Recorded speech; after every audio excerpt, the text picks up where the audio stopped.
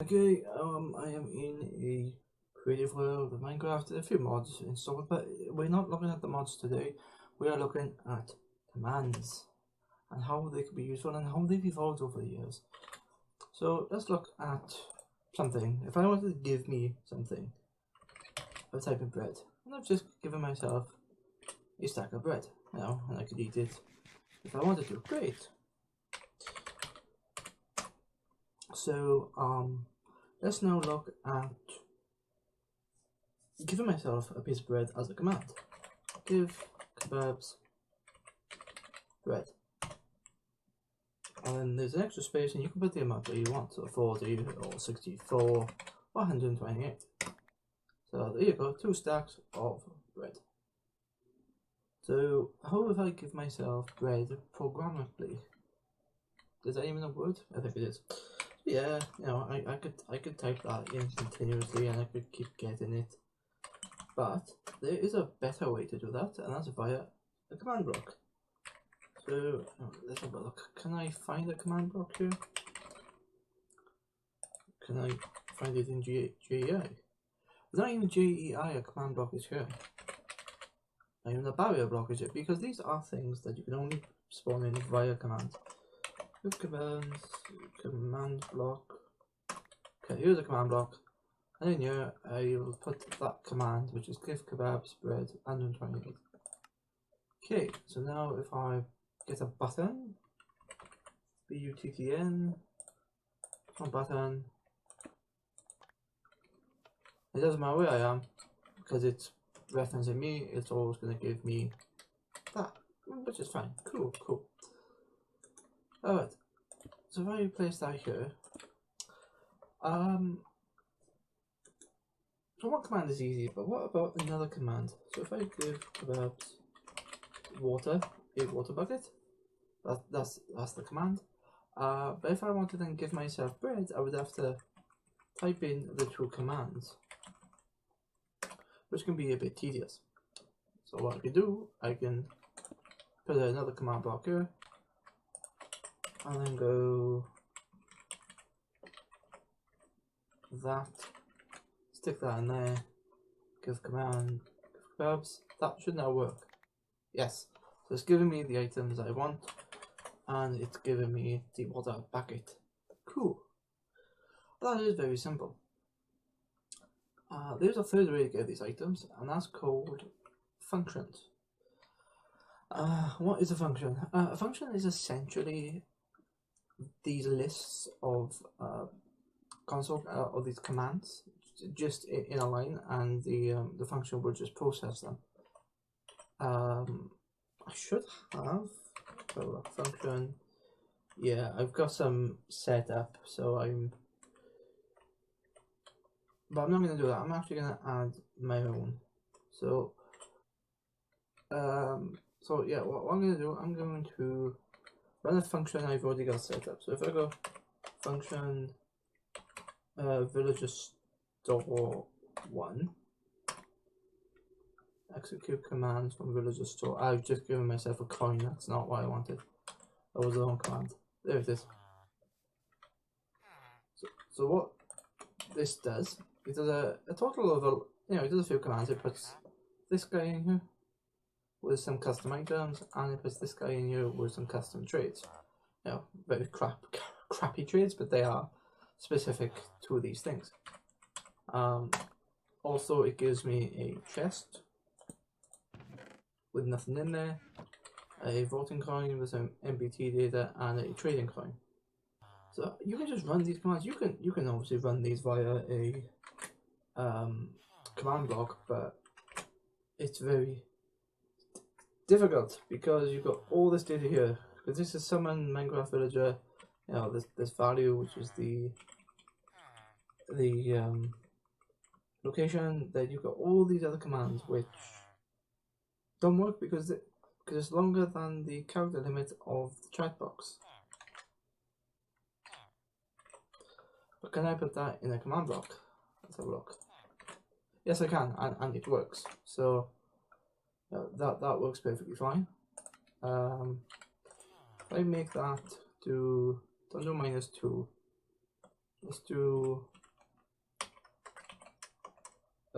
plus 2 plus that. And what that's going to do should put the villager 2 blocks above the command block, and it does. And there's the shop, yeah. And that's how you used to do it. But yeah, that's essentially it. As it was, and you would just talk to the villager, oh yes, I need, this trade and that trade. Alright. What I'm going to do, I'm going to jump into the... You know what, I'm going to kill these guys.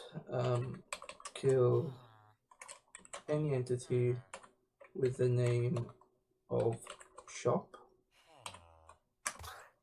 There you go, because they both need shop, they specifically killed. So if I go shop 2, there you go. So I can specifically kill entities if I wanted to. So what I'm going to do, I'm going to jump into Explorer and show you how to create a function. To find where these things save, go into the Minecraft folder. So I'm in the resource packs at the moment, but if I go back,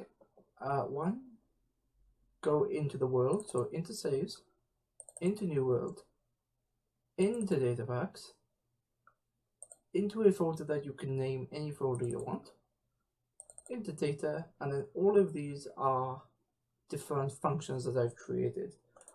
So what I'm going to do, I'm going to create a new function, and I'm going to call it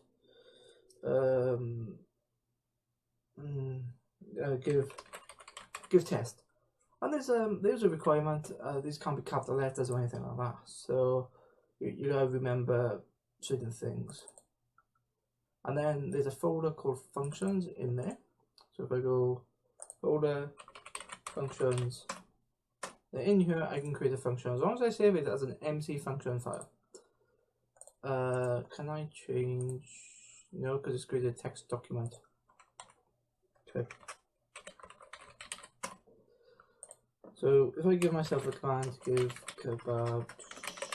Actually, why am I doing that? Why don't I just take it straight from the command blocks, which I've created?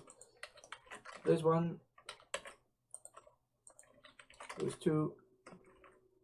And when you're using functions, you don't need the first slash for the command.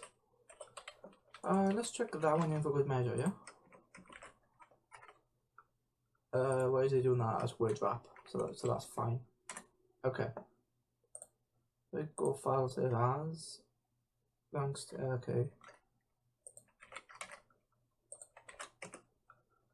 And now I can name it anything I want, so I can call it test.mc function. And now if I go into Minecraft, I have to look function. What did I call it? Test. It's not here. Oh yes. These functions are not always running, so they reload when you run the command or you relaunch the world. So if I go in reload, and now I go function function, if I can spell, test. Oh, why is that not working? That should be working, shouldn't it? Give test. There it is. Okay. There it is. It's ran those 3 commands. Kill the shop. So if I just do this and go, function give test. Not only has it given me the 2 sets of bread, it's giving me the water bucket, and it's giving me, it's spawned in this shop.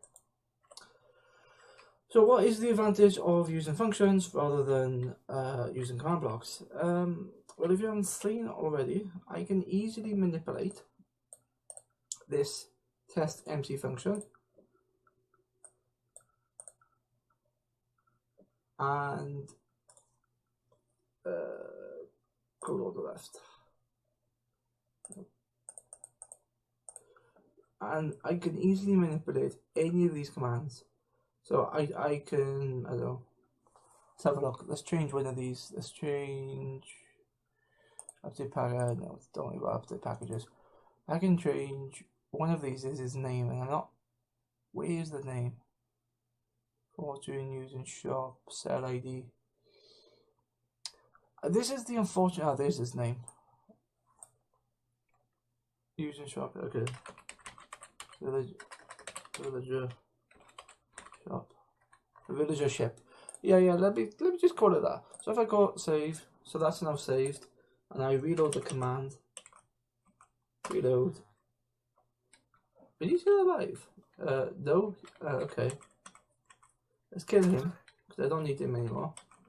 And now let's rerun the function, and his name is now changed to Villager ship.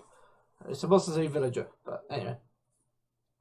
And for me, that's easy manipulation of the commands, and it's still not easy because I wanted these to like be proper. So it would, the way I would see this is just something like this, which becomes that brain memories. What is it? Okay, it's fine. So human readable would make it so that you could see everything like this. I don't know what the hell gossips are. I don't even know what it is. Portal cooldown. Maybe it's a new version. I'm not sure, but that's the way I would see these things. Problem is, when you run this as a function, it only sees what's on the command line. It doesn't see all this, even though it's part of the same command. That's the only thing I don't like about functions. But how advanced can you make this? Yeah, you can make it pretty advanced, like that structure. But I made that creative. There was no commands used in that, but I could create structures like, let's have a look. Function sorter. No, what's it called? Yeah, okay, so say I want to create an item sorter, or a module of an item sorter. Let's put all these in here. And this has just created a module of an item sorter. It has put the chests, the correct orientation, which is that way. It's put the hoppers in the correct spaces, and it's pre-filled the hoppers with item filters, which is great. So now I can go, oh, I'll run that again, I'll run that again, and I'll run that again. Do I do that now? There you go. It's literally just a single line. You just keep running them, and you've made them. Is that class as cheating? Technically, it could be, but I wouldn't worry about it. What's in these shouldn't. Yeah, they're active because of those items. Okay, that's fine. What about if I now turn this way? There you go. See? If I do this, it's now allowing me to create a bend, and that is actually really nice. Because the way I've designed this is it was using absolute values. So I was no, actually north is behind me, but south, east, but then I had a different string of commands. So the way that worked was, let's have a look. Data, prefab functions. So I had to do a lot of I won't say if statements, but there's a lot of conditionals in the back of this. So if I say I run the actual command, which is run item sorter MC function, and what this does, there's a bit of comments at the top, so it tells you what the function is, tells you what the purpose is, and it tells you what the requirements are. So the requirements of this, the function of this is is a prefab, so it builds the item sorter. The purpose: this function will allow players to build prefab structures, alternatives to structure blocks. Yeah, so the reason why I don't like structure blocks, because one, they're complicated, and two, you need admin control or operator control to run them. These functions can be run as a normal player as long as there's something in front of them that executes them as a player. But there is a requirement. Player facing north, south, east, or west needs to be known because of block facings into other blocks. So if I was just putting down a chest, I wouldn't care. But because hoppers need to face a certain way, that's what I needed. What it's looking at is player statistic. And it's looking at the rotation of the player. It's looking at the rotation of the player. And the rotation is this facing south towards positive Z, and then the two numbers. So the first set of numbers is the left and right, and the second left of numbers is the up and down. I don't care about up and down, I only care about left and right. But if you notice, that number only goes between minus 180 and plus 180. So if you notice, there you go, minus 180. So you can certainly work out where you're facing north, west, south, and east. And it's basically, it's a cross, but it's every north, south, east. It's like northwest, northeast, and all that. So anyway, that's what I did, and that's what it checks. What it's doing, it's checking the rotation, checking if you're within the certain value, and if you're facing a certain value, it runs a command. And what that command does then, it functions. So it does this, and there's a check in this file, and then it runs whatever you can do. So if I go item south, it does a fill command, and that's what they do. They're placing down the blocks, but they are filling the blocks. And then once everything's down, it's replacing the slots within the hoppers. So that's what the container ones are, with an item filter. So it's just a named item. And that's pretty much what I wanted to show. And this is what I managed to achieve, and I do like it, and I think it's nice. It really allows for customization, you know, with prefabs that are already built. But you could, you know, say, oh yeah, it's going to cost you 64 diamond blocks, and then you can build one of these. I know it's very small, but you know, it could be something as big as this. Just actually, this is a potion selector, and you know, it makes potions of healing. So if I go like this, that's telling me it's running. I look at the potions. Yeah, okay, it doesn't quite work, but you know, most of it is there. And you can do this for the massive builds as well. I haven't got anything to show you at the moment, but let's have a look. What is in my functions? Function, locate biome, tests, smelter stack.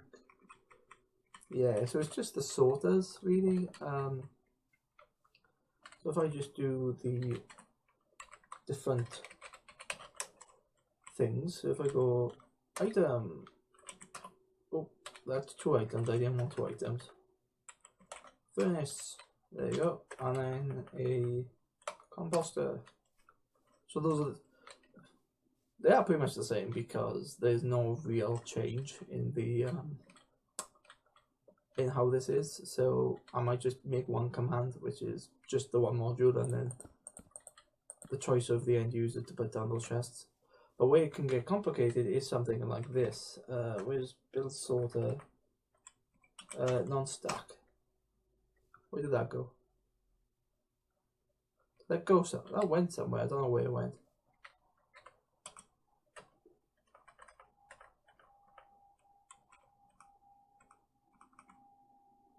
Wait, does the non-stack? Yeah, the non-stack is working. Execute these 5 commands.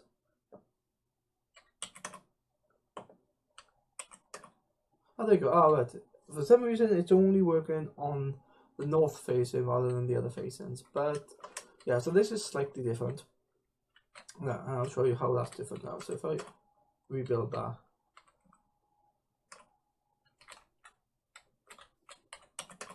Okay. Now I go build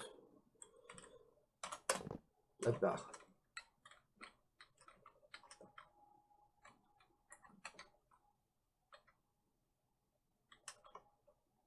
Oh, no, it's not. I just haven't built it yet. That's why it's the same. Okay.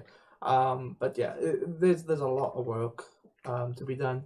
but the point is, you can build things there, and it's just this massive line of stuff.